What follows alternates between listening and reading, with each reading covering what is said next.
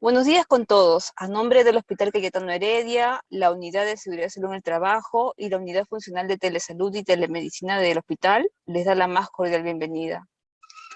Queremos agradecer a cada uno de ustedes por estar presentes en este magnífico evento, esperando que el contenido y desarrollo del mismo sea de gran provecho para cada uno de nosotros que trabajamos velando la salud de los ciudadanos. Desarrollaremos a continuación el tema Prevención de enfermedades respiratorias ocupacionales en trabajadores de salud, a cargo del médico especialista en neumología, el doctor Enrique Valdivia Núñez, a quien le damos la más cordial bienvenida. Buenos días, doctor. Adelante. Buenos días. Perfecto. En esta ocasión vamos a hablar de un poco de prevención de enfermedades de transmisión respiratoria. En general, sabemos que muchísimas enfermedades son de transmisión respiratoria. Dentro de estas tenemos agentes virales y bacterianos.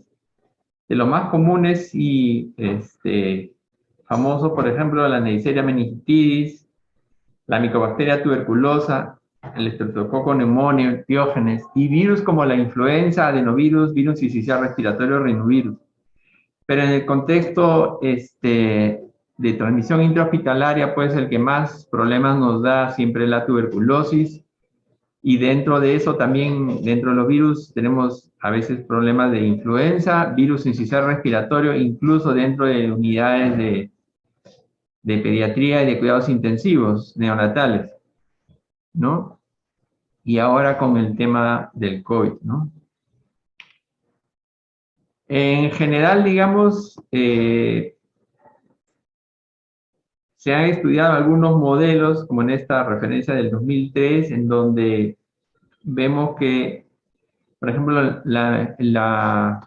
el riesgo de contagiarse, por ejemplo, es diferente en diferente contexto clínico, ¿no? En un contacto casual, social, es 1 por 100.000, tanto en la Neisseria, o sea, en la meningitis, como en la tuberculosis. Pero conforme vamos bajando a bares o, por ejemplo, ¿no?, lugares más cerrados, colegios, por ejemplo, el riesgo de contagio cambia tanto para la meningitis como para la tuberculosis, ¿no? Entonces, cada bacteria, cada organismo infeccioso tiene un riesgo mayor o menor, como cuando en esta pandemia se hablaba del R, ¿no?, que es el riesgo de contagiarse, por ejemplo, con el COVID. Entonces, por ejemplo, aquí vamos a ver en este cuadro un poquito más grande, no sé si lo logran ver, en un contacto casual social, el riesgo de contagiarse, por ejemplo, de algunas bacterias, como en general como la Neisseria o como la tuberculosis, es bajo, pero para la influenza es moderado. Para el virus sincicial respiratorio también es un riesgo moderado. Y otros virus es moderados, y dentro de eso, por ejemplo, el COVID también cae como... entonces aquí vemos, por ejemplo, vean cómo influenza, por ejemplo, tiene un riesgo de contagio alto en lugares de trabajo, en colegios, ¿no? La tuberculosis más bien es un poco moderado, ¿no? Y otros virus están en carácter moderado. No están en esta tablita de coronavirus porque este es de 2003, pero de lo que podemos intuir se comporta casi como la influenza e incluso un poquito mayor. Entonces está dentro de los que está de riesgo alto, ¿no? Y vean cómo, si comparamos influenza dentro de esta tablita, es alto para casi todas las condiciones. Incluye lo del trabajo, ir a los bares, viajar, ¿no?, en sitios un poco más llenos, con más gente, dormitorios comunes, incluso dentro de la casa. Por eso es que todos hemos escuchado casos donde se contagia una persona de coronavirus y todos o muchos de los habitantes de esa casa terminan también contagiados, ¿no? Ahora, yendo directamente a la tuberculosis, es una enfermedad que tiene muchos años, que tenemos ya 60 años de era antibiótica y sigue siendo la primera causa de mortalidad a nivel mundial, y esta es una enfermedad que lleva 3 millones de años con nosotros, con la especie humana. Se conoce desde las momias egipcias hasta la actualidad, y en las momias andinas también ya hay rastros de Mycobacteria tuberculosa en el genoma, lo cual quiere decir que no vino con los españoles, sino que ya estaba con nosotros hace muchos años antes. La ventaja o la característica de la tuberculosis es que tiene una característica especial que lo hace más resistente al frío, a la congelación y a la desecación, es más resistente al calor, a la luz solar y a cierto grado de radiación ultravioleta. Es un aerobio estricto y depende de oxígeno. Y la otra característica importante que tiene muy lenta capacidad de división. ¿Por qué es importante eso? Porque cuando uno se contagia, desarrolla la enfermedad mucho tiempo después, meses a años. Y eso hace que uno ni se entere de que está contagiado. La transmisión característica es vía aérea, por las gotitas de Flügger, que tienen de 3 a 5 micras, que son unas gotitas que viajan mucho tiempo por el aire, flotan, porque son tan pequeñas que no se van al piso. Las partículas más grandes contienen más micobacterias y se van a caer más rápido al piso, son más pesadas. Y entran al pulmón, al lóbulo medio de la língula, forman un complejo primario, ¿no? Y de ahí, de acuerdo a la inmunidad de la persona, hace una forma pulmonar, extrapulmonar, mucho tiempo después. En el caso de los niños es diferente porque antes de los primeros 5 años pueden desarrollar tuberculosis primaria, es decir, directamente en el contagio hacen la forma de tuberculosis. Entonces, en esta gráfica, donde vamos a ver con esta modelo, ¿no? Que cuando uno estornuda o tose, vamos a ver partículas pequeñas, ¿no? Que salen, esas partículas muy finas son las causantes del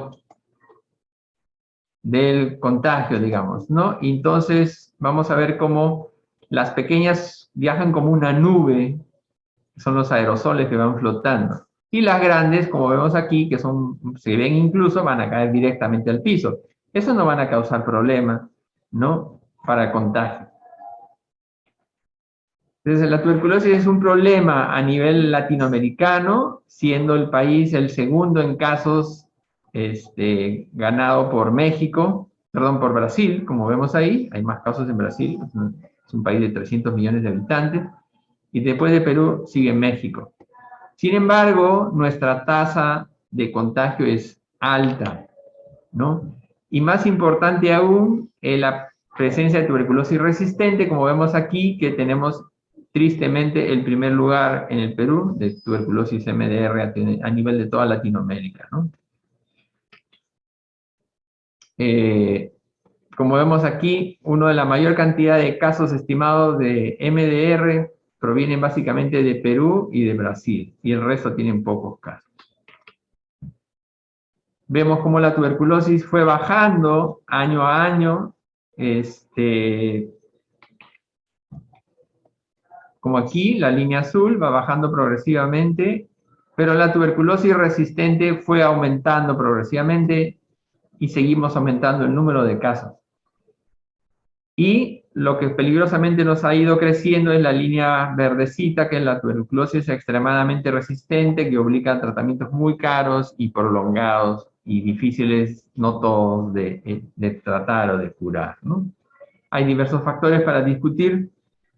En fin, pero es un problema serio. En este grafiquito que lo elaboraron aquí en el personal de tuberculosis, simplemente era para mostrar que hay áreas donde en el hospital uno puede encontrar tuberculosis, ¿no? Y de hecho más se detectaron en tuberculosis activa, pero también se detectaron casos de tuberculosis en hospitalización, ¿no? De otros sectores y también en otros consultorios. Eso simplemente para llamarnos la atención de que esta es una enfermedad en la que el paciente a veces no es muy sintomático y puede estar diseminando la enfermedad y nosotros no sabemos que está enfermo, ¿no? Y pueden pasar desapercibidos. Entonces, hay áreas donde hay mayor cantidad y hay áreas donde hay menor cantidad de pacientes.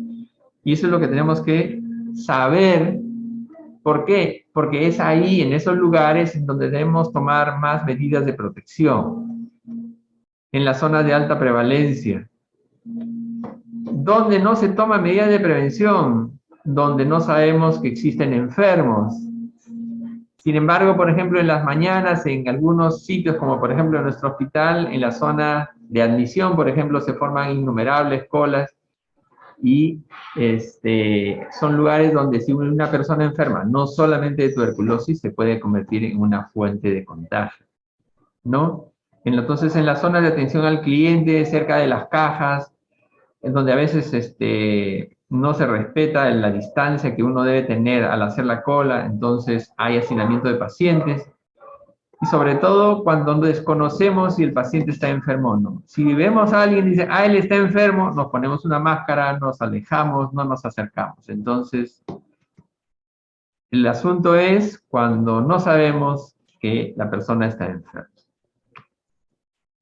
Hay las medidas de control ambiental, que es la ventilación natural, la ventilación forzada, que es lo ideal, pero no podemos mantener ventilación forzada en todos los ambientes, así que hay ambientes especializados con ventilación forzada. Y están los famosos filtros EPA que permiten limpiar el aire que se elimina, de tal manera que no se bote hacia el ambiente material contaminado, o sea, aire con bacterias o virus, ¿no?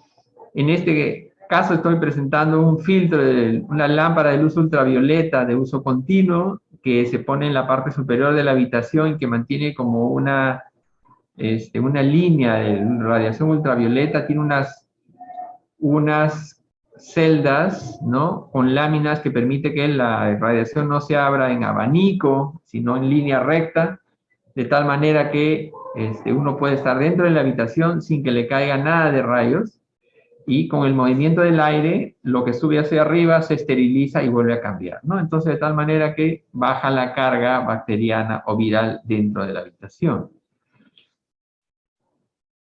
Ahí, básicamente en tuberculosis, nosotros, ¿qué es lo que hacemos? Trabajamos con una máscara, por lo menos una N95, ¿no? Que es nuestra medida básica de protección personal, y la otra es la distancia, como ustedes pueden ver en la foto, no está tan cercano del escritorio, el médico y el paciente, ¿no? Ahora, otra cosa importante que también tenemos que hacer es el chequeo en el personal, ¿no? Y ese es otro de los temas que vamos a ver. La radiografía de tórax se debe tomar cada 6 meses.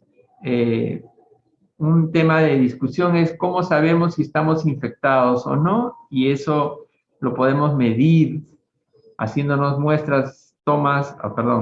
medirnos el PPD a los que son negativos y a los que recién han ingresado al laboral, porque es una manera de saber en qué momento cambian. Algunos no cambian nunca, y en el caso de los médicos que tenemos personal que traemos más de 10 años, 15 años, tanto enfermeras, médicos, técnicos que trabajan en la institución muchos años, la gran mayoría ya somos positivos un buen tiempo, ¿no?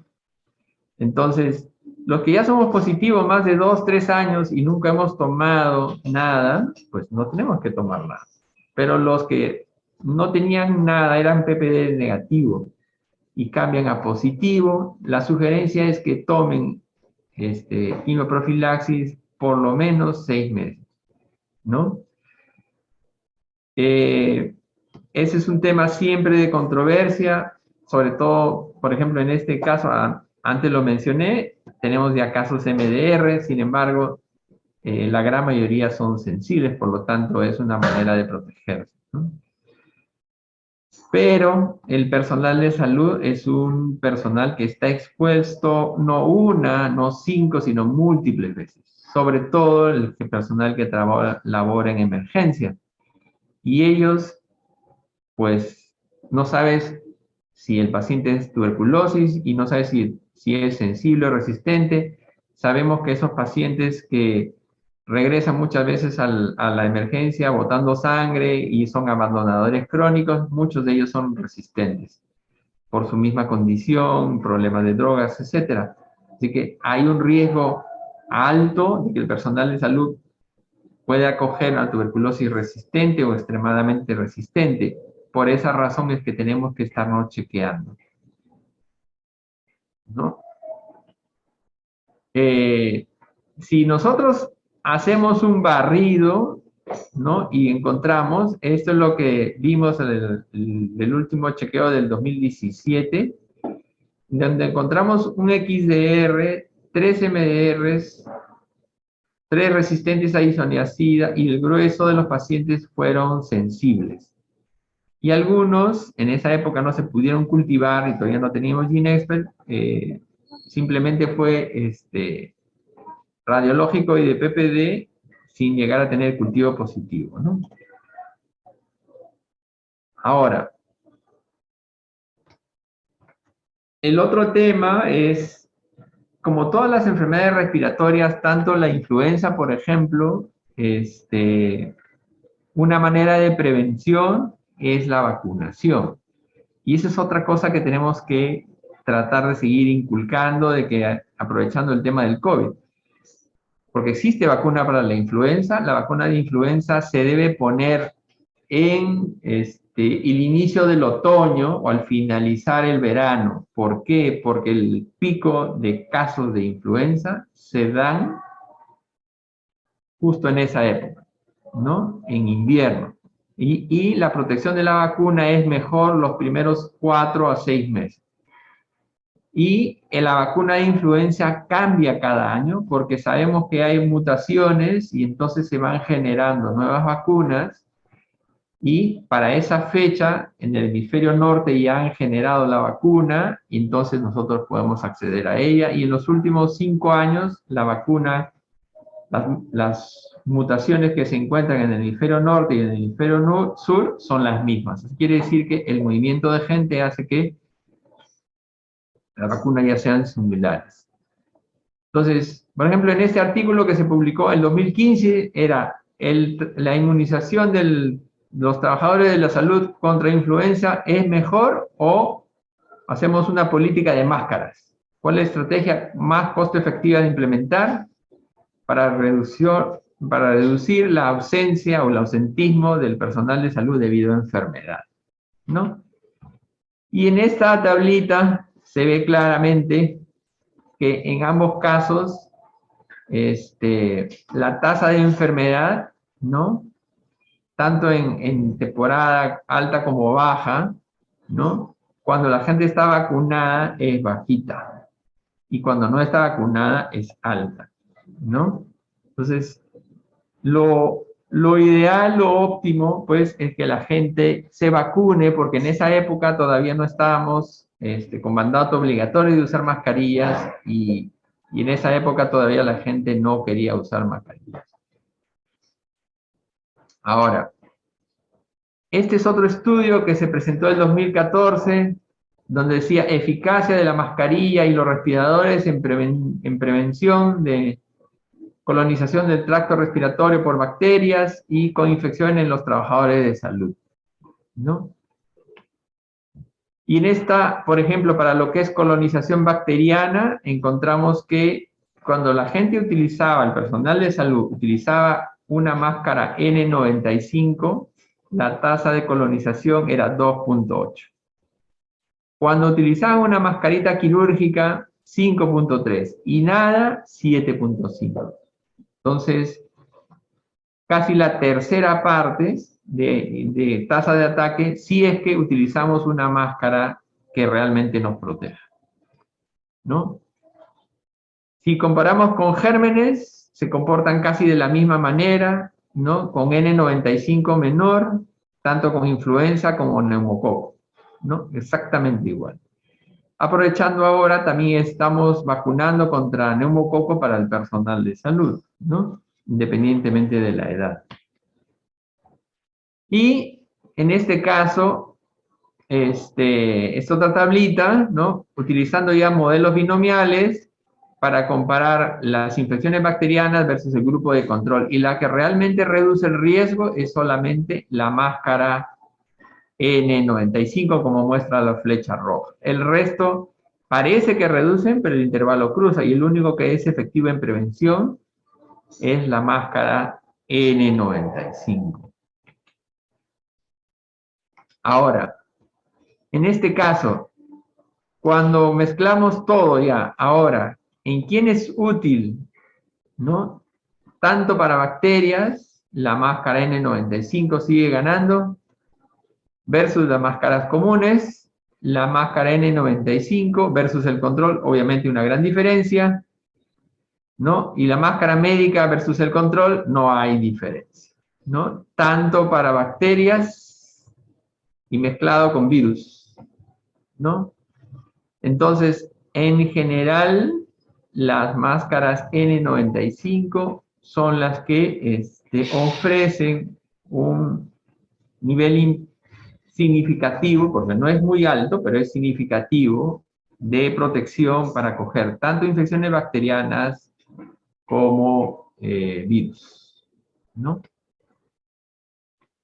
Este cuadro comparativo de las infecciones, cuando tuvimos muchos más casos de tuberculosis en el personal de salud, vimos como, miren, en el 2007 tuvimos 11 médicos y casi no había enfermeras, técnicos y otros, cuando tuvimos problemas en la emergencia, por un tema de hacinamiento y falta de medidas de control, ¿no? Y vemos cómo progresivamente eso se ha disminuido hasta tener valores ya aceptables, que son de 3 a 5 casos anuales, que es lo que manejamos actualmente, ¿no? Y ya es en diversos grupos ocupacionales, tanto médicos, técnicos, enfermeras, etcétera, ¿no? Entonces, vemos cómo a lo largo del tiempo la cantidad de enfermos ha ido cambiando, y eso es porque se han ido aplicando diferentes políticas, pero ya a partir del 2014 en adelante ya se han aplicado políticas más homogéneas, y de ahí la cantidad de enfermos de tuberculosis en trabajadores ha disminuido a 4 o a 5, que es lo promedio actualmente, ¿no?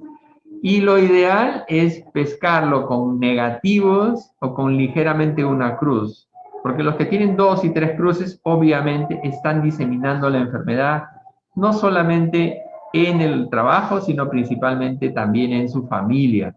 Y eso también es un problema serio para considerar, ¿no? Y obviamente, si lo pescamos así como aquí, con unas cuantas manchitas, con unas cuantas lesiones pulmonares, ese paciente no va a contagiar mucho. Pero si lo pescamos como aquí, con unos tremendos infiltrados pulmonares, un hueco, una cavidad, ¿no? Entonces ese paciente obviamente va a tener una enfermedad más aparatosa y puede quedar incluso con algunas lesiones cavitarias para el futuro, ¿no? Eso es lo que debemos evitar de hacer permitiéndonos hacer diagnósticos más tempranos.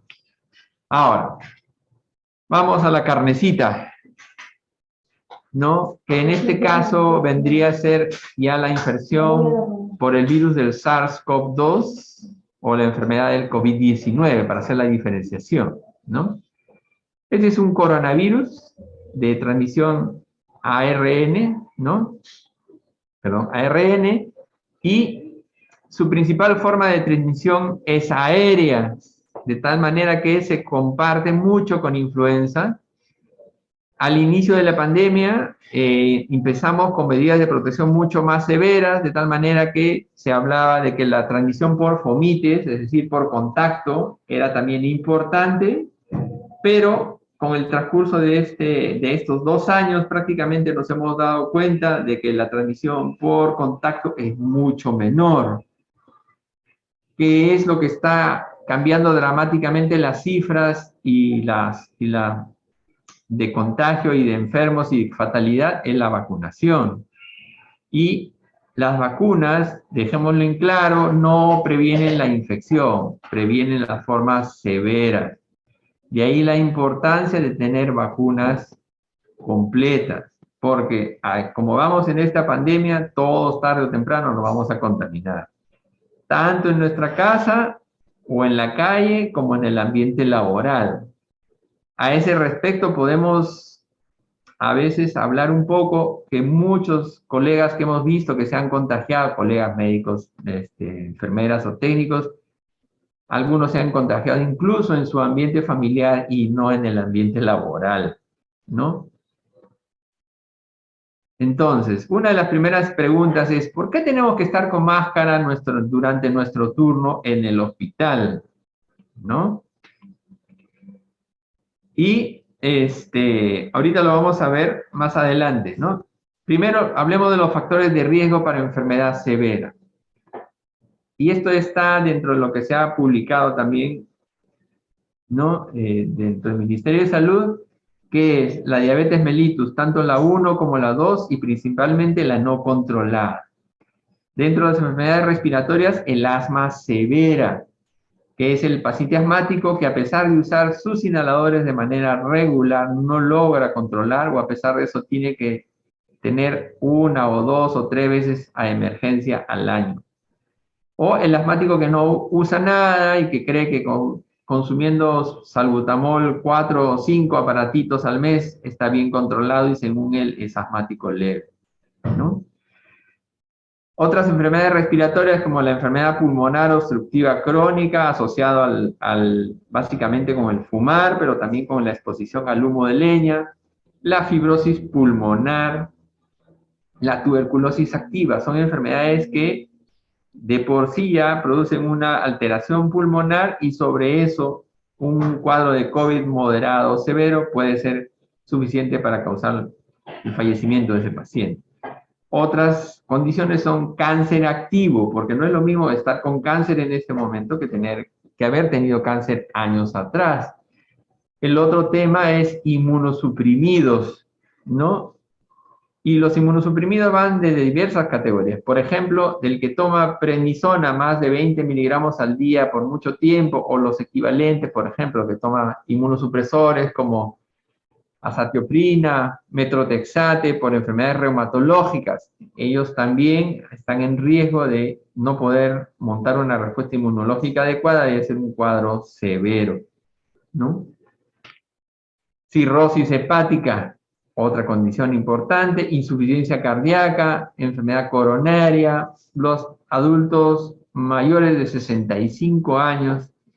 El otro tema es la obesidad. Desde ya se reconoce que a más alto el índice de masa corporal, más alto el riesgo de hacer una enfermedad severa. Si bien es cierto, si empezamos con 40, se ha visto que incluso con valores de 30, las revisiones internacionales de varios miles de pacientes han demostrado que incluso con valores mayores a 30 hay riesgo de hacer enfermedad severa. Hay pocos ensayos que muestran incluso que con sobrepeso existe también un riesgo mayor que el de la gente que no tiene sobrepeso. Entonces, a considerar eso, porque a veces a nosotros nos gusta comer mucho como buenos peruanos, nos gusta bastante el arroz, ¿no? Pero es un problema porque a la larga esta enfermedad ha demostrado que eso no es bueno para nuestra salud. Y la otra condición clínica es el VIH, ¿no? Y estos son el listado de las enfermedades más importantes, porque hay muchas más. Muy bien, volviendo a la anterior pregunta, que era, ¿por qué tenemos que usar mascarilla dentro del hospital? ¿Sí? Me cansa, me duele la cabeza, me molesta estar con la mascarilla todo el día. Este es un estudio que se hizo antes de la aparición de las vacunas en el grupo de 39,000 trabajadores de salud en Michigan, en Detroit, ¿no? Y se les hizo un estudio de seropositividad para ver quiénes tenían IgG positivo para COVID y lo compararon con múltiples formas. Esto fue un estudio básicamente de prevalencia y se les preguntó quiénes usaban más de 10 horas al día la máscara, quiénes se usaban de vez en cuando y qué tipo de dispositivo utilizaban. En el primer cuadro, ¿no? Dentro de los seropositivos, los sintomáticos, ¿no? Vemos que quienes tenían un IgG, menos posibilidad de tener IgG positivo, los que utilizaban, como aquí, la máscara N95, el PAPR son los dispositivos de protección con un filtro que tiene como un tubo ahí, de tal manera que respiran como un tanque de oxígeno, ¿no? Aire filtrado todo el tiempo. Ellos son los que tenían menos riesgo de tener un IgG positivo. Los que se ponían solamente máscara quirúrgica, vean cómo sí se eleva en la tablita, tienen más riesgo de contaminarse, y el que no se pone nada, obviamente, se contaminaba más. Segundo punto, ¿quiénes tenían mayor porcentaje asintomáticos? Los que utilizaban algún dispositivo de protección como la N95 en la máscara para respirar, filtrado. ¿Por qué hacían más asintomáticos? Porque probablemente tenían menor carga viral al contagiarse porque estaban utilizando un dispositivo de protección. Mientras que los que utilizaban máscara quirúrgica o no se ponían nada era exactamente igual. ¿Ya? Pues probablemente el dispositivo permite disminuir no solamente el riesgo de contagio, sino también la carga viral. Filtra la mayor cantidad de agentes infecciosos. Los que tenían más contacto con pacientes COVID, obviamente, tenían más riesgo de tener una IgG positiva, es decir, los que están en contacto con enfermos se contagian más, y los que hacen procesos mínimos, ¿no? Es decir, trabajo administrativo, mucho menor riesgo de contagiarse, ¿no? Y los que tenían contacto infrecuente con enfermos o pacientes con COVID, tenían menor riesgo de contagiarse. Es lógico de pensar. Finalmente, por grupo ocupacional, vean cómo las personas que estaban con contacto más cercano, los que tenían que hacer flebotomías, tomar muestra de sangre, terapistas respiratorios, hacían más IgG positiva, se contagiaban más, estaban más cerca del paciente.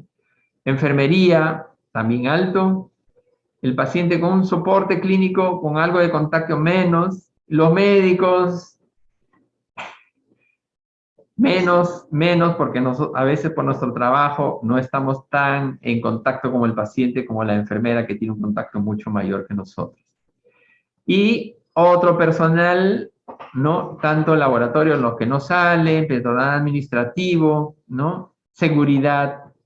Vean que también tenían un nivel bajo casi comparativamente con el médico, ¿no? Entonces, esto es simplemente para detectarnos quienes se acercan más al paciente y tienen contacto más tiempo con él y más cercano, tuvieron más riesgo de contagiarse que los que estuvieron más lejos, ¿no?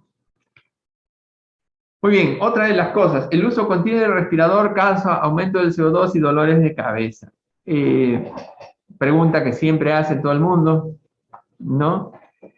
Esta es una carta al editor que presentó un colega, amigo que trabaja en Miami, hizo un pequeño trabajito con voluntarios, tanto pacientes como personal de salud que trabajaba en su staff, y se pusieron una máscara quirúrgica todo el tiempo, ¿no? Y les midieron la frecuencia respiratoria, la frecuencia cardíaca y la saturación en reposo, y luego a los 5 minutos y a los 30 minutos de hacer ejercicio. Y simplemente vean que la frecuencia respiratoria, la frecuencia cardíaca se mantuvo igual, la respiratoria subió un puntito nada más, y lo que es la saturación prácticamente no se movió, ¿no? Eso quiere decir que en ese caso, en gente sana, el uso de la máscara, incluso durante el ejercicio, no hace disminución de la saturación ni del CO2 de manera significativa. En enfermos que tienen enfermedad pulmonar como el EPOC, enfermedad pulmonar obstructiva crónica, el uso de la mascarilla sí hubo un pequeño cambio, pero no tan importante en el caso del deporte, ¿no? Entonces, para gente como la gran mayoría de nosotros que no tenemos una condición clínica en general, el uso de la mascarilla no debe condicionar, no tiene por qué condicionar una caída de la saturación, ni tampoco un aumento significativo del CO2, como en algún momento se empezó a circular, o decir, en las redes, ¿no? Es cierto que todos, al estar todo el tiempo con un dispositivo puesto, siempre tenemos un poco obviamente, de estar cansados, molestos. Es cierto que no todas las mascarillas son cómodas. Como ustedes me pueden ver, yo utilizo una máscara diferente. Básicamente lo hago por la nariz, porque ya mi nariz parecía un gancho. Y simplemente lo importante es tratar de buscar un dispositivo, una N95, que se acomode mejor a la forma de la cara, ¿no? La prevención en este caso, entonces, es fundamental para las enfermedades respiratorias. Debemos ubicar los sitios de mayor posibilidad de contagio, que generalmente son las áreas de emergencia, ¿no? Y en algunos sitios de hospitalización también, ¿no? Debemos usar dentro de esos ambientes un respirador N95 o FFP2. La graduación americana es la N95 y la FFP2 es el equivalente en la graduación europea, pero son estándares de calidad. Ahora, si bien es cierto al inicio de la pandemia, por problemas de falta de equipo de protección personal, en algún momento hemos usado KN95, debemos recordar incluso que algunos dicen, tenemos KN95 de 3 capas, otro de 5 capas, y eso simplemente nos refleja que el estándar chino, que en algún momento se ha tenido que usar y que algunos usan todavía, no está tan homogéneo, porque hablar de 3 capas, 5 capas, significa que no es homogéneo.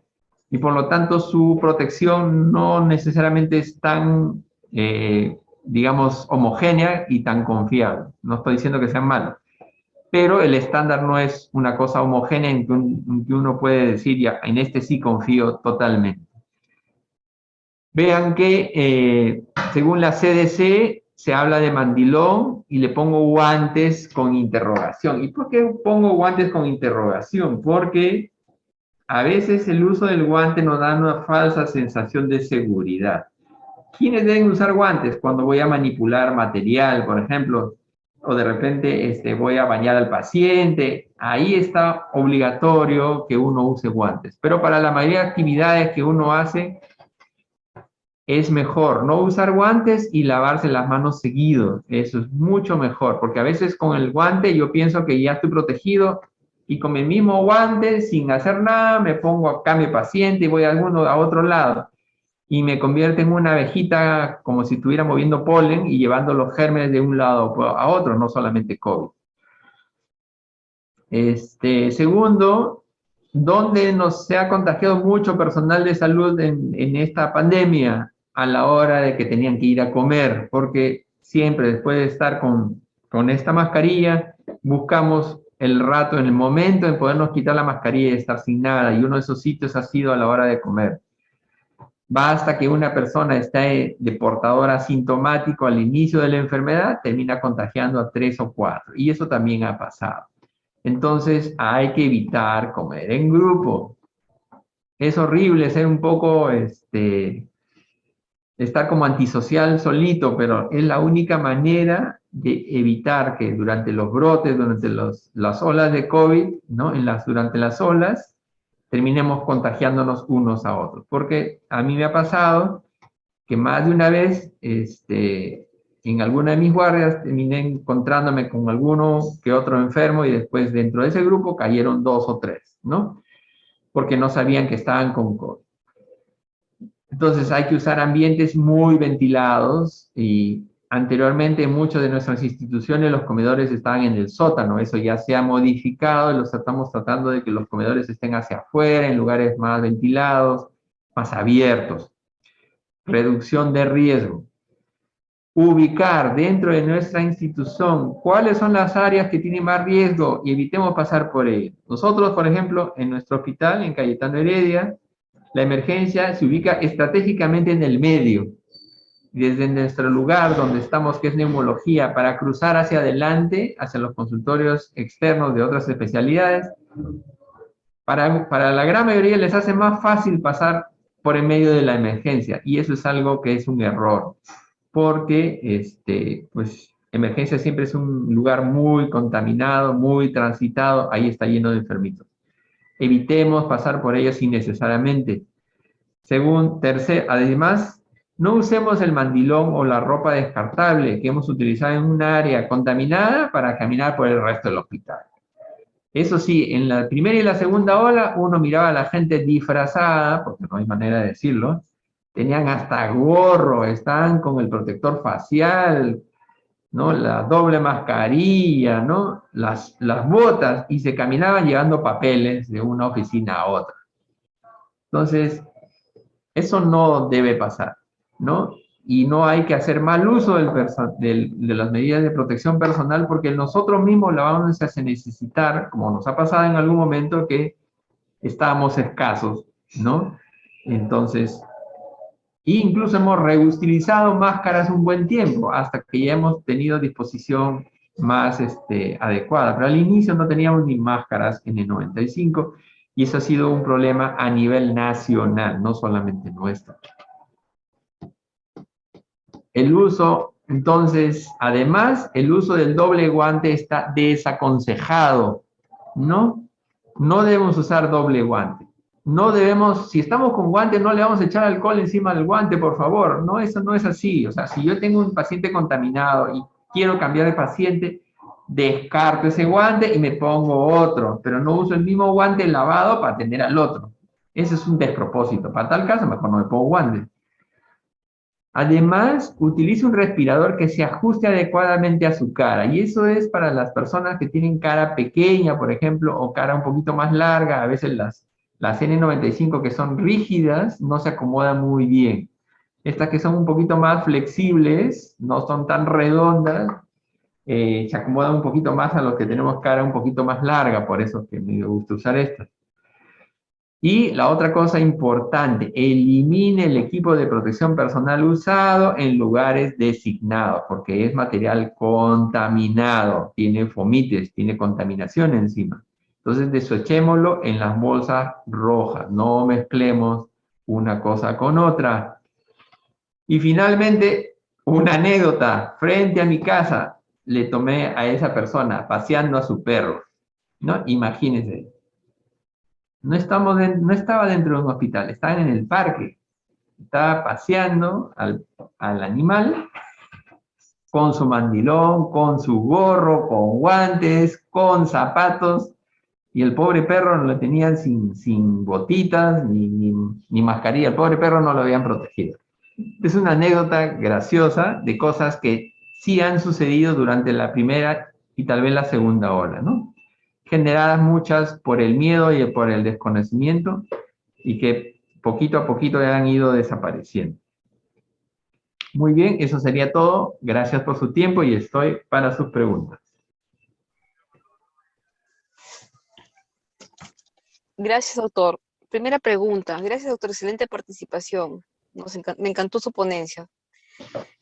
Primera pregunta, doctor. ¿Me escucha, verdad? Sí. Dice, Adolfo dice, buenos días. ¿Una TBC latente puede provocar bronquiectasias? Gracias por su respuesta. Ya. No, una TBC latente es una forma de tuberculosis en la que normalmente está en un estado de semiequilibrio. Es decir, estoy contagiado, pero el organismo lo tiene en un estado límite en que no hay enfermedad, pero el bicho tampoco no está totalmente muerto. Entonces, hay bacterias vivas en algún lugar, pero no están causando enfermedad. Entonces, normalmente una TBC latente no causa bronquiectasias. Cuando se rompe el equilibrio, bajan las defensas del huésped, de la persona, por múltiples causas que pueden ser depresión, toma de algún fármaco que le bajen las defensas, entonces se rompe el equilibrio y la bacteria comienza a dividirse, y entonces se forma ya una forma activa. Ahí es donde se pueden formar las bronquiectasias. Pero en una TB latente, lo que se habla de estado latente, no hay por qué tener bronquiectasias. Bien. Janet del Departamento de Emergencia pregunta, en el contexto actual de pandemia por COVID-19, ¿debemos nebulizar a los pacientes porque ya están emitiendo indicaciones médicas? ¿Es un beneficio del paciente versus el riesgo del personal? Gracias por su respuesta, doctor. Muy bien. Es una pregunta muy interesante y a su vez nos pone un tema importante sobre el tapete. Hay estudios, por ejemplo, en pediatría y en varios lugares del mundo, en donde un paciente con una crisis asmática se puede sacar adelante solamente utilizando un MDI, o sea, un dispositivo de los inhaladores pequeños, utilizando 20 o 30 disparos seguidos cada 5 o 10 minutos, ¿no? De tal manera que se puede ver poco a poco la mejoría del cuadro asmático. En situaciones muy contadas con los dedos de la mano, sobre todo cuando el paciente está severamente cerrado y además está saturando bajo, cuando tiene oxigenación por debajo de 90, es una de las pocas indicaciones en donde el paciente sí se beneficia de una nebulización. Es cierto, y en eso estamos plenamente de acuerdo, que todo proceso de nebulización implica generar algún tipo de aerosoles, ¿no? Y más porque en las situaciones de emergencia, en las condiciones en que se trabaja en emergencia, se trabaja en ambientes cerrados. Por lo que si es que en alguna ocasión se pudiera necesitar hacer una nebulización, tiene que hacerse muy pocas veces y en ambientes que no sean grandes, donde se evite una posible contaminación, ¿no? Aunque valgan verdades, una cosa es el asma y otra cosa es el COVID, pero un paciente asmático eventualmente también se puede enfermar de COVID, ¿no? Pero generalmente el asmático no viene febril, mientras que el paciente con COVID sí viene con fiebre. Cuando está sintomático y está con tos y tos y tos y tos, generalmente está mucho más febril. Entonces, es como que en algún momento uno puede ir detectando, tratando de separar, pero a un paciente que está febril jamás se le va a nebulizar, porque eso sí sería generar aerosoles que sí potencialmente son muy riesgosos, ¿no? Lo ideal es que se evite al máximo. Ocasionalmente se puede hacer, pero se debe tratar de evitar.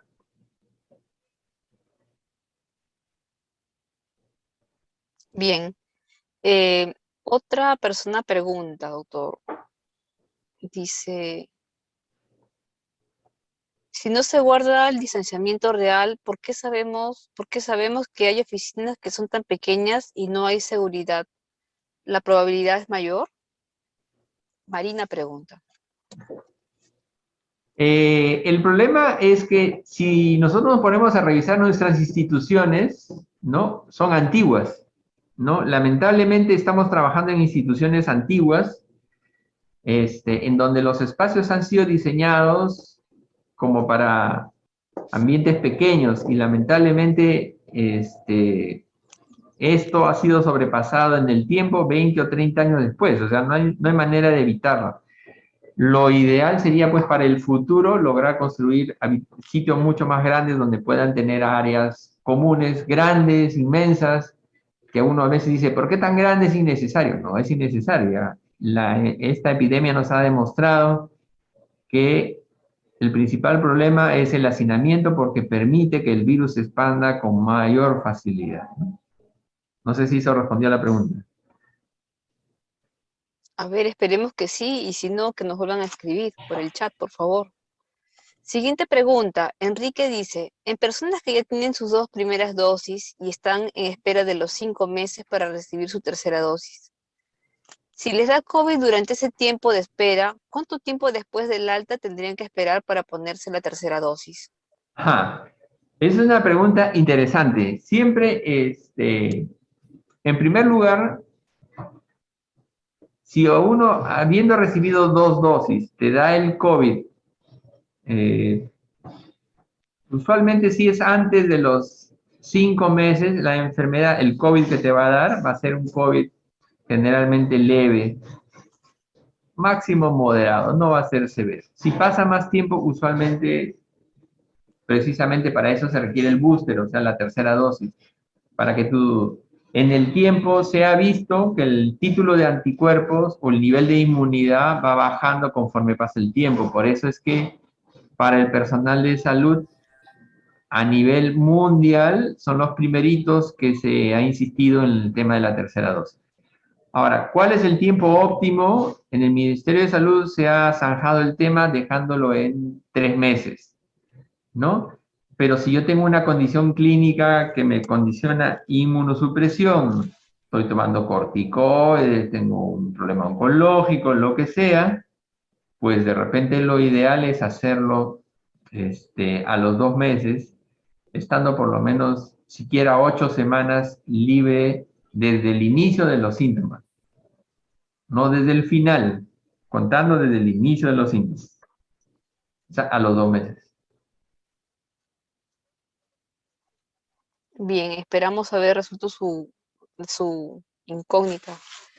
Siguiente pregunta, Doc. Sara León dice, actualmente, ¿cuál es la pertinencia del uso complementario del protector facial en determinadas áreas del hospital? Ajá, esa es otra pregunta importante. El protector facial o los lentes directos, porque es exactamente igual. Yo puedo usar el uso del protector facial o los lentes que cubren tus ojos, como que se utiliza, por ejemplo, como para, para trabajar Notación. en otras profesiones, tiene exactamente la misma función. Y eso solamente son sitios donde tú vas a estar a menos de 2 metros del paciente en lugares cerrados. ¿Ya? Entonces, en un sitio de hospitalización donde yo voy a atender mis pacientes, soy parte del trabajador, soy trabajador de salud, estoy atendiendo pacientes que alguno potencialmente puede tener COVID, puedo usar, debo usar, no puedo, sino debo usar mi protector facial. El resto de áreas del hospital, si uno no va a estar en contacto directo y no necesita usar el equipo, ¿no? Pero eso es la consideración básica que se tiene que tener, ¿no? En un ambiente cerrado. Y es cuando el paciente tose, la partícula mediana, no la de 3 a 5, sino la que tiene 8, 10 micras o un poquito más, esa sí va a ser disparada como un balazo. Y esa es la que potencialmente nos puede contagiar, ¿no? Para esa partícula es la que utilizamos el protector facial, no en todas las áreas. Bien, bien. Otra pregunta. Buenas tardes, doctor. Muy importante su excelente exposición. Sin embargo, en el comedor la mayoría se sacan la mascarilla. El personal de nutrición muchas veces se acerca a pedirles al personal que se sienten hasta de a 5 en una mesa y responden Bueno, que no lo hacen, que no lo hagan. Dice, claro. ¿cómo actúo frente a esa actitud tan irresponsable de profesionales conocedores del riesgo del personal?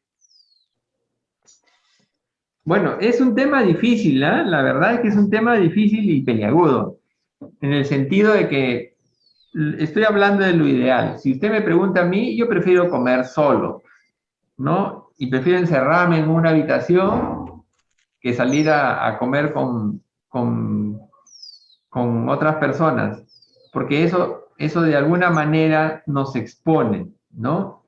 Ahora, lamentablemente, ahorita estamos mezclando un poco el pasar tanto tiempo, ya casi como le dije, los 2 años, ya no vamos a cumplir los 2 años de esta pandemia, en donde mucho del personal está muy ansioso, está sobrecargado de trabajo, como algunos de nosotros, con un cierto grado ya de molestia, y, y sobre eso te exigen que te pongas la mascarilla, quieren regresar a su condición anterior, ¿no? A veces de repente eso representa parte de su frustración, pero en cierto modo es una irresponsabilidad porque yo soy dueño de mi espacio personal, pero cuando yo comparto ese espacio con otras personas ya no es mi espacio personal, ¿no? Entonces es un grado de responsabilidad que a veces se pierde o se deja de pensar durante los momentos de estrés, ¿no? Y eso es algo que no debemos perder. Es difícil de manejar eso. Bien.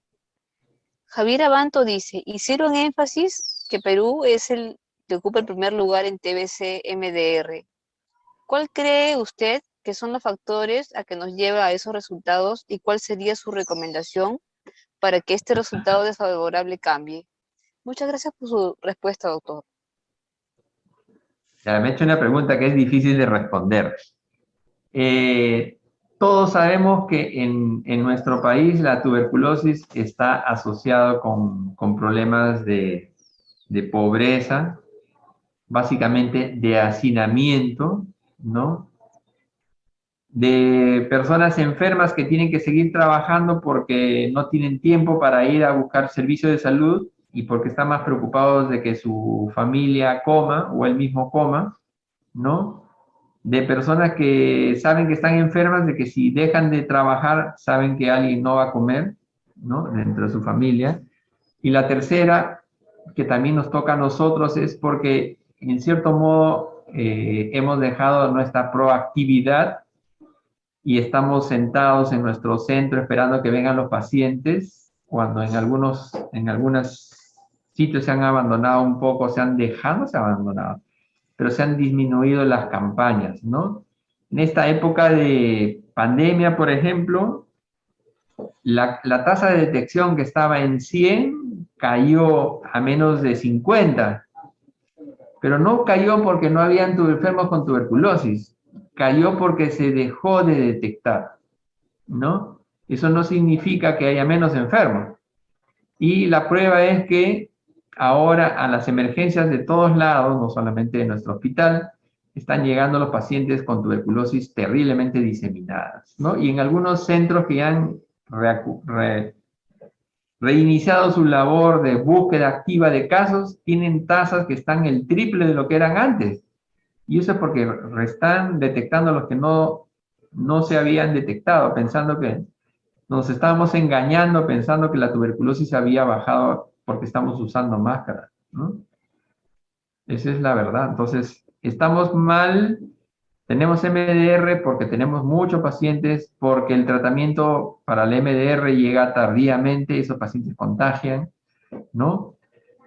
Una de las formas sería, pues, tenerlos en sitios como albergues para que dejen de contagiar en su fase inicial, ¿no? Existen muchas cosas que se pueden hacer, pero todo eso requiere tiempo, trabajo y dinero, ¿no? O sea, hay otras cosas más por hacer.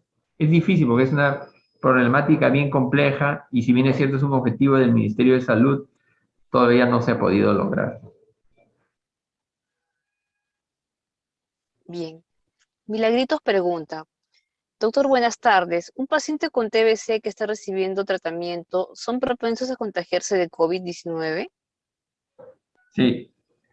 O sea, ya se ha visto que el paciente que tiene una tuberculosis activa y se enferma de COVID, o sea, si tengo un paciente que tiene un 15% de pulmón comprometido por la tuberculosis, generalmente son lóbulos superiores, además le da COVID y se contagia un 10% más, 10 más 15, ya no es solamente 10% del COVID, es más el anterior, estamos hablando de un 25 a 30% de compromiso pulmonar y eso obviamente va a hacer bajar su saturación y lo va a poner en más riesgo de fallecer por la enfermedad. Entonces, sobre un pulmón enfermo, otra enfermedad más, aumenta el riesgo, dispara el riesgo mucho más, ¿no? Entonces, es un paciente que es más vulnerable que el resto. Bien. Teresita dice, excelente exposición, doctor.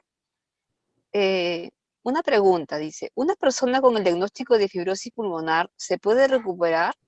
¿Es posible que tenga buena evolución a futuro y más aún en esta pandemia? Esa pregunta también es interesante. Primero, todos sabemos que el diagnóstico de fibrosis pulmonar, sobre todo la idiopática, es una enfermedad que si bien es cierto no es un cáncer, sabemos que cuando te la diagnostican va a avanzar lenta y progresivamente. Sabemos que incluso con o sin pandemia, las medicinas no son eficaces para enlentecer significativamente esta enfermedad, porque hasta ahorita no hay cura para la fibrosis. Con esta pandemia hemos visto que algunos de los que tenían enfermedad con fibrosis han fallecido y algunos han tenido el COVID y han logrado salir adelante, pero han quedado con enfermedad más extensa.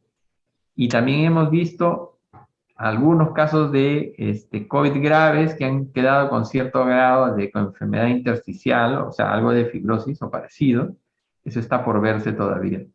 Es una pregunta difícil de responder. hasta ahorita esta enfermedad, pues el COVID está castigando a los que tienen enfermedades crónicas porque no se han podido atender y hacer su seguimiento como debía ser, ¿no? Claro. Bien, doctor. Julia dice, doctor, ¿qué se sugiere en cuestión de medidas de seguridad y ambientes en caso de los trabajadores vulnerables que ahora retornamos y vamos a comenzar la atención de consulta externa? En el caso de los psicólogos que atendemos, por ejemplo, 45 minutos como mínimo a un paciente. Claro, por ejemplo, en su caso en particular es muy interesante porque se necesita tiempo, ¿no? La psicología, la psiquiatría, la geriatría son especialidades que La necesitan odontología. mayor tiempo, ¿no? Y lo segundo es necesitamos un ambiente lo suficientemente ventilado. Y la tercera es que dependiendo del tipo de persona que el paciente venga, no quiere decir que no se ponga máscara, ¿no? Si nosotros estamos en un ambiente, así seamos vulnerables, si nosotros estamos con nuestra máscara N95 bien puesta, no nos vamos a contagiar, ¿no? El punto es que tenemos que perder un poco el miedo, ¿no? No nos vamos a contagiar si estamos portando nuestras medidas de protección personal, el EPP, y si queremos ser un poco más estrictos, podemos hasta ponernos nuestro protector facial. Pero tratemos de que nuestros ambientes no sean pues pequeñitos, sino guardemos nuestra distancia con el paciente por lo menos 2 metros, mantengamos las ventanas abiertas para que haya ventilación en todo momento y esas son medidas básicas que van a bajar el riesgo sin necesidad de exponerlo innecesariamente al médico, ¿no? O al psicólogo, ¿no? Al profesional, Bien. mejor. Bien, doctor. Evelyn Palacios dice, en el caso que una persona esté con 2 dosis y se contagia, pero de manera sintomática, y se coloca la vacuna, ¿cómo sabe la diferencia? Esa es una pregunta también difícil. Si yo tengo mis 2 dosis, ¿no? Y tengo una forma asintomática, de hecho, a mí me ha dado el COVID de una manera leve, ya me agarró con mis 2 dosis de la vacuna y me dio como una gripe. Es más, yo estaba convencido que tenía gripe, ¿no? Entonces, y no tuve más que una febrícula y dolor de cabeza día y medio. Me dio muy suave. Entonces, la idea de la vacuna es eso, ¿no? Que estando vacunados vamos a hacer enfermedad mucho más suave. Es difícil, la única manera de saber la diferencia es haciéndonos un hisopado, ¿no? Si nos hacemos un hisopado, o sea, un PCR, vamos a saber si estamos contagiados o no. Porque cuando uno se pone el refuerzo, de hecho está escrito que el refuerzo te va a causar o te puede causar un poco de malestar, te puede dar febrícula, te puede dar escalofríos, te puede dar hasta 38, o sea, hay gente que ha tenido diversos síntomas, ¿no? Entonces, yo creo que la única manera de salir de la duda es haciéndose un PCR. Si no, no hay manera. Doctor, pero estando con la vacuna, el PCR va a salir igual positivo, ¿no? No, no, no, no, no, no, no. Eso no es cierto. Si uno tiene la vacuna encima, el PCR va a salir negativo, no va a salir positivo. Ah, sí, tiene razón. Bien. Ana pregunta, buenas tardes. Para efectos de considerar la fatiga como elemento de discapacidad para el ámbito laboral, ¿el grado de fatiga se correlaciona con fibrosis pulmonar de algún grado? ¿Puede repetir, por favor? Para efectos de considerar la fatiga como elemento de discapacidad para el ámbito laboral, ¿el grado de fatiga se correlaciona con fibrosis pulmonar de algún grado? Ah, bueno, acá es que acá están mezcladas dos cosas, ¿no? Es difícil diferenciar lo que es debilidad de realmente el cansancio de la fibrosis pulmonar, ¿no? Por ejemplo, si yo dejo de hacer deporte, dejo de caminar y estoy trabajando en mi escritorio todo el tiempo, ¿no? Y estoy así encerrado 6 meses, como mucha gente le ha pasado. Salir a caminar, intentar trotar, es como empezar de cero, ¿no? Se cansa uno, pero se cansa no porque esté mal de los pulmones, se cansa porque los músculos están simplemente, han perdido masa muscular, entonces los músculos están débiles, pero no significa que uno esté mal de los pulmones, ¿no? Entonces, no necesariamente la fatiga se relaciona con el grado de fibrosis pulmonar. Y en los pacientes que tienen fibrosis pulmonar, por el mismo hecho de la enfermedad, tienden a quedarse más tiempo estáticos, entonces el músculo se hipotrofia. Entonces es importante que hagan ejercicios que no bajen mucho de peso. Si tienen que hacer un poco de ejercicios mínimos, lo hagan con de repente un poquito de soporte oxigenatorio de 1 litro para que no desaturen, pero que hagan algo de movimiento muscular para que ese músculo no se hipotrofie mucho severamente, ¿no? Si no, es difícil distinguir la fatiga por enfermedad de la fatiga por debilidad muscular.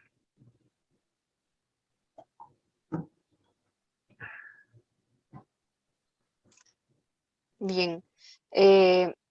Adolfo dice, excelente ponencia, felicito al doctor Valdivia por su amplia experiencia, dice. Evelyn dice, doctor Valdivia, buenas tardes. Mi pregunta es, una persona que se coloca la tercera dosis y ya está contagiado de manera sintomática, ¿qué beneficios o consecuencias genera la vacuna en la persona? ¿Hay alguna forma de saber que un asintomático es portador del virus antes de colocarse la vacuna? Gracias por su respuesta. Ya, es difícil saber si uno ya está con virus, si está en la fase asintomática después de haberse contagiado, o sea, o en la fase presintomática, ¿no? La única manera de saber si estamos contagiados o no es habernos puesto la vacuna, punto número 1. Si estando contagiado me pongo la tercera dosis, ¿me va a pasar algo? No, no pasa nada, de ninguna manera. No hay mayor problema. Bien, Josué pregunta, dice, excelente exposición. Una consulta, ¿cada qué tiempo tiene que hacer? No entiendo lo que dice aquí, pero la siguiente pregunta dice, ¿hay alguna vitamina para reforzar los pulmones? Buena pregunta. La primera es, la quimioprofilaxis, no sé, es difícil, es una pregunta que no está respondida a nivel mundial, ¿no? Pero aparentemente el riesgo de desarrollar tuberculosis es en los primeros 2 años en que la persona se contagia. Pasados esos 2 a 3 años, ¿no? Y a esa persona su inmunidad es lo suficientemente buena como para mantener sano a pesar de que tuviera alguna micobacteria dentro de su organismo. Entonces la quimioprofilaxis disminuye la carga de estas micobacterias dentro de nuestro organismo de tal manera que ya no desarrollemos enfermedad y en algún momento nos volvamos un poco más inmunes o menos propensos a hacer una enfermedad activa, ¿no? Y eso nos pasa a casi todos los trabajadores de salud. Ahora, con respecto a si se debe hacer una segunda, no se debe hacer una segunda quimioprofilaxis, a menos que después de la primera hayan pasado años y me dé una condición clínica en la cual, por ejemplo, me haya dado una enfermedad reumatológica y tengo que consumir prednisona durante 1 año, que yo sé que me va a bajar mis defensas. Entonces, durante ese tiempo, yo sí debería tomar nuevamente la quimioprofilaxis. Pero no es algo que se hace rutinariamente ni cada cierto tiempo, sino es algo que se tiene que hacer dependiendo y evaluando cada caso en particular. Con respecto a alguna vitamina para reforzar los pulmones, si uno se pone a pensar en realidad, el pulmón es el órgano junto con el intestino que está en una permanente exposición con el medio ambiente. Tanto lo que comemos como lo que respiramos entran a nuestros pulmones y a nuestro aparato digestivo y están diseñados para defenderse de manera natural. Ahora, alguna vitamina en particular no existe. Lo importante es que comamos alimentos de manera balanceada, que contengan las vitaminas, estamos hablando de tanto verduras como frutas, ¿no? De tal manera que podamos tener dentro de nuestra dieta todo lo que necesitamos. Las vitaminas extras en realidad no se ha demostrado en ningún momento ni en ninguna parte del mundo que logren que uno no se enferme, ¿no? Eso no está demostrado en ninguna parte del mundo. Bien. Celina Uribe dice, ¿cuál es su opinión y sugerencia cuando se nos informa que hay pocos EPPs en estos meses y que estemos usando un mantilón por 24 horas y lo usemos técnico, enfermera y cualquier otro personal que atienda al mismo paciente? ¿Qué Esa, hacer siendo en esta época de pandemia un riesgo compartir el mandilón? Gracias por la respuesta. una pregunta muy interesante y que pone justo sobre el tapete algo que tarde o temprano nos tiene que seguir sucediendo.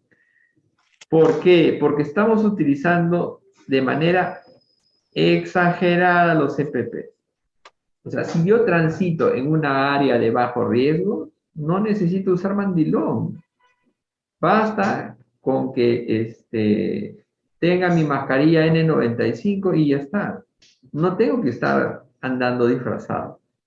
Disculpen por la palabra. Entonces, no tengo que usar mi mandilón porque ese elemento de protección personal es solamente para atender pacientes. Si yo estoy haciendo labores administrativas, si estoy haciendo otras cosas, no tengo por qué usarlo. Segundo, porque la cantidad de equipos de protección personal es un bien finito y si todos lo usamos de manera indiscriminada, se gasta, ¿no? Y para las áreas que más lo requieren, por ejemplo, cuidados intensivos, es un tema importante, más aún porque esas áreas están expuestas a gérmenes intrahospitalarios, estamos hablando de Acinetobacter, Pseudomonas multiresistente, Klebsiella KPC, etcétera. Entonces, no solamente por COVID, en general es un sitio en donde se tiene que tener mucho cuidado de no convertirse en, como le decía antes, en las abejitas que transmitimos la infección de un paciente a otro, ¿no?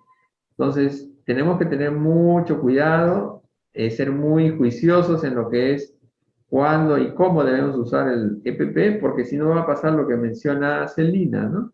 Que es que en Sí, algún momento nos vamos a quedar sin material, sobre todo a veces pasa los fines de semana, ¿no? Cuando nuestros stocks que tenemos en nuestro almacén a veces se quedan cortos.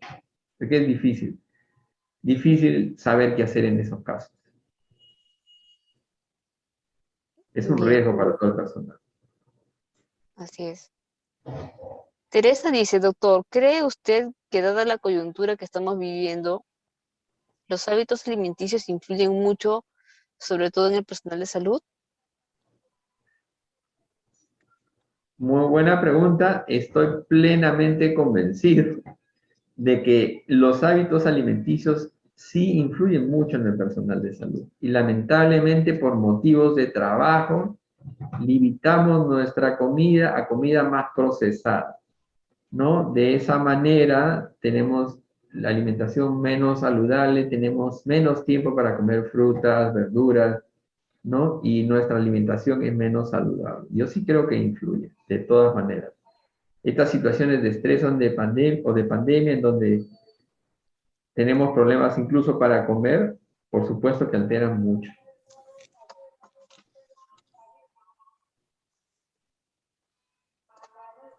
Así es.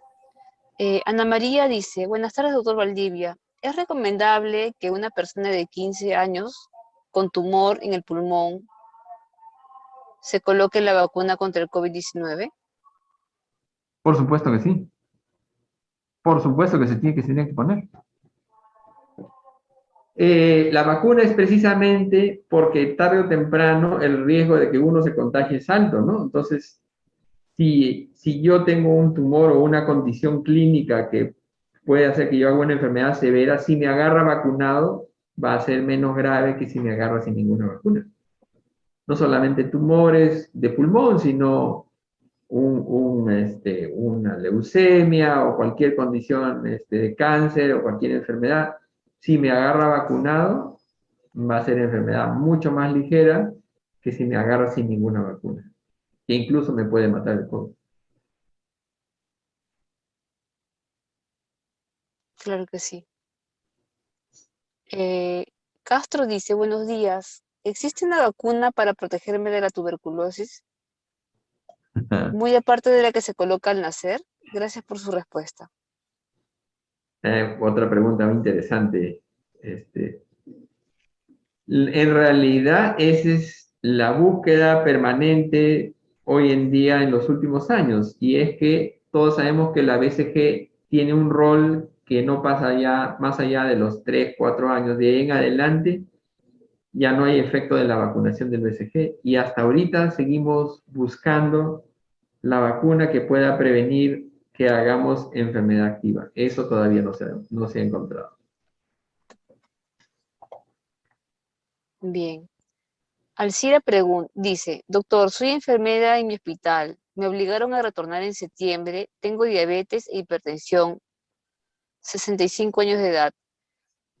Dejan entrar al servicio a los familiares, no hay restricciones. Llegan al ambiente de su paciente y se quitan la mascarilla. Llamo al vigilante para decirle que no ingresen y me dice que soy la única que reclamo. Lamentablemente me infecté trabajando de COVID-19. Terminemos, terminemos descanso médico. Terminemos descanso médico, solicité licencia con goce de haber y no he tenido respuesta hasta el día de ayer. Tuve que retornar al trabajo porque en noviembre solo me pagaron 2 soles. Dicen por faltas injustificadas, sin tener ningún documento. ¿Qué debo hacer?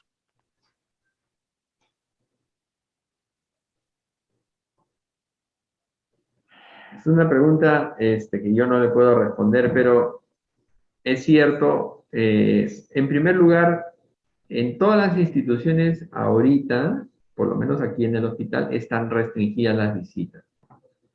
Y solamente puede pasar y se le indica que no se puede quitar la mascarilla y tiene que estar con su elemento de protección. O sea, en ningún momento una visita puede estar sin mascarilla. Si eso pasa, se le pide a vigilancia que lo retire, porque no hay manera de saber. Segundo, si un paciente está hospitalizado, después de tiempo ya sabemos que ese paciente no tiene COVID. Entonces, si alguien entra de afuera sin ninguna protección, lo único que va a terminar es trayendo el COVID, y si se contagia uno en hospitalización, se contagian muchos a la vez. Entonces, es algo que es muy grave y que tiene que ser inmediatamente informado y comunicado a vigilancia para retirar a esa persona que está infringiendo las normas. Desde el principio se le dice, si usted infringe las normas, no puede volver a entrar. Y es más, es sacado en ese momento. Es lamentable lo que le ha pasado. Es un tema bien, bien difícil, ¿no? La verdad. Así es. Siguiente pregunta, doctor. En trabajadores o pacientes de COVID que han estado entubados por bastantes días, digamos 60 días, ¿al cuánto tiempo pueden retornar a sus labores? ¿Estaba cuánto dice intubada? 60 días. Y ya. Mire, acá más que el tiempo de intubación es el tiempo de recuperación. O sea, hay gente que ha estado intubado mucho tiempo, efectivamente, y han salido con una debilidad muscular terrible. Entonces, acá hay dos condiciones que se tienen que tratar de diferenciar. Uno es la enfermedad pulmonar, o sea, qué tan enfermos están sus pulmones en este momento. Y la siguiente parte, que es la fuerza muscular, o más comúnmente la polineuropatía. Entonces, un paciente que ha estado en ventilación mecánica más de 3 semanas ha tenido un nivel de sedación prolongado. Entonces, por la misma cantidad de medicina que se emplea, queda con temblores y con una gran debilidad muscular. Entonces, recuperarse de esa debilidad muscular de la polineuropatía toma su tiempo. No le puedo decir exactamente el tiempo, pero yo conozco gente que se ha puesto en onda y se ha puesto a caminar y se ha recuperado en 3 meses, como hay gente que se ha recuperado en un mes incluso. Entonces, no todas las condiciones son comparables, no podemos decir, este es un promedio, ¿no? Depende de cada persona. Hay gente que es muy empeñosa y en 1, 2, 3, 4 semanas ya está paradito y caminando, ¿no? Y todo depende del nivel de ejercicio y cómo se ejercite, los ejercicios que haga, etcétera, ¿no? Entonces, eso es bien variable. No se puede saber. Bien. Jorge pregunta, mm, ¿debe considerarse la nebulización de un paciente independientemente de la patología que presenta durante el traslado en ambulancia de un tramo moderado o lejano?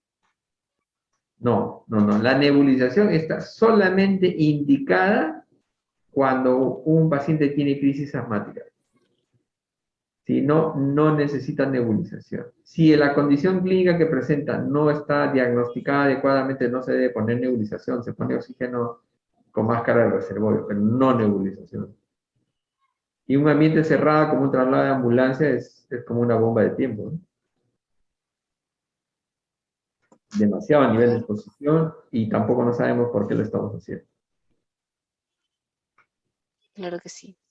Bien, esa era la última pregunta. Doctor, le agradecemos por su participación, por su dedicación y por su tiempo, doctor. Muchas gracias. De nada. Al contrario, es un gusto estar con ustedes. Muchas gracias, doctor. Buenos días. Muy buenas tardes. Buenas tardes.